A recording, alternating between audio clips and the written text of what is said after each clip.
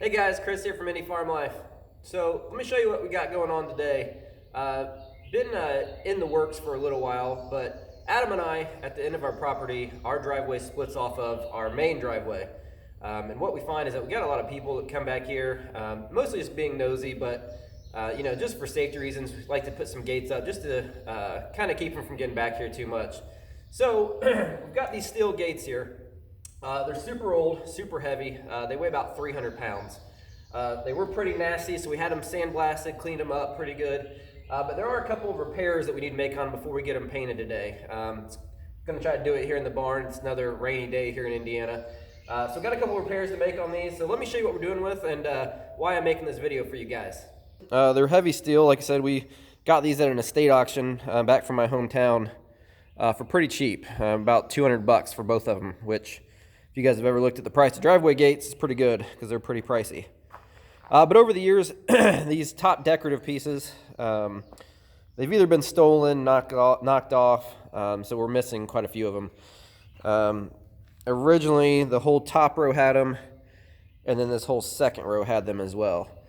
So we didn't have enough to repair them all, but we did want to make sure that the top had them. So what we did is we were taking some off the bottom and reattaching them here to the top.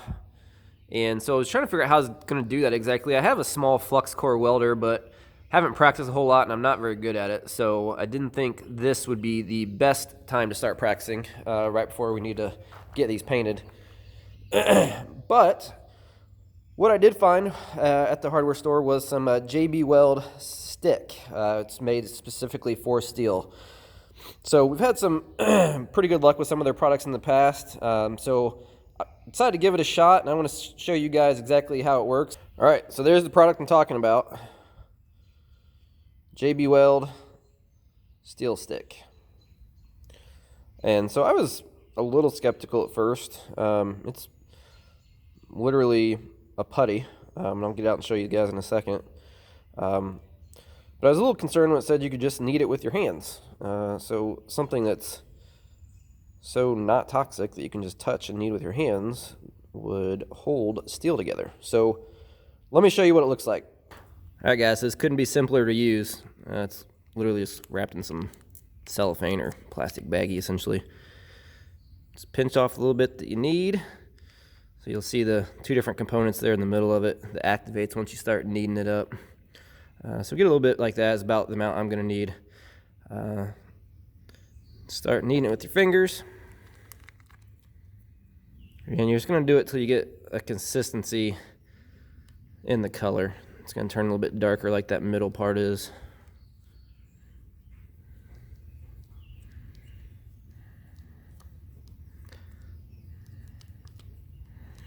See how it's turned quite a bit darker now than what it was. One other tip I have for you, it starts to set up in about 5 minutes. So with my application, so I can either put it on there now and hold it for 5 minutes, or just let it sit up for a few minutes by itself, which is what I'm going to do. All right, so it's been a couple minutes.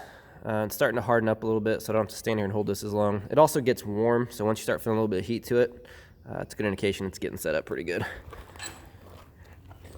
So I'm just going to hold this here like so.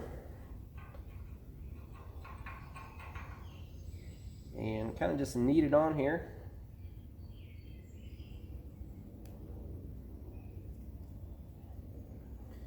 Kind of try to work it in to the crevice.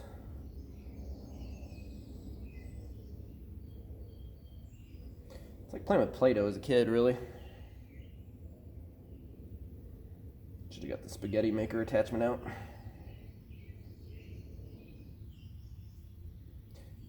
And just kind of work it in there.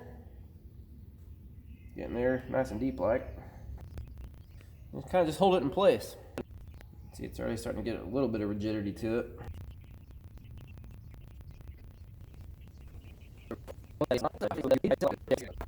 Alright, so about 3 minutes or so, and it will hold itself. Full cure time is listed as an hour, and I'd say that's probably pretty close. Alright, so there's one I did last night, and you can see it's making the whole gate move. It's pretty solid. So I did pretty good. Also did that one last night, and it broke off pretty easily. So I don't know if I just didn't have enough material around it, or what. But it seems if you have enough on there, it does actually a pretty good job. If you don't know how to weld, like I don't, even though I have a welder.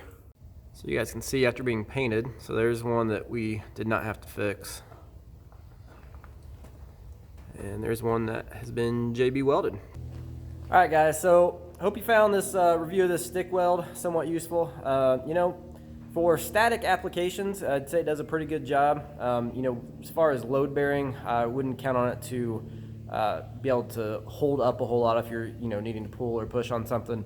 But as far as, you know, something like we're using for a decorative piece, you know, metal, seems to adhere pretty well. You know, we had the one issue with the one that came off. I think that was mostly user error and just not putting enough on it. Because the other two, when there was plenty on there and they set up for over an hour, they were pretty hard. Almost like steel. It's weird. Anyways, hope you guys found this helpful. If you wouldn't mind, please like, subscribe, and keep stopping back for more. Oh, hey Adam. Thanks guys, take care. Also, side note, it's not stick weld. That is actually a thing. But this is SteelStik.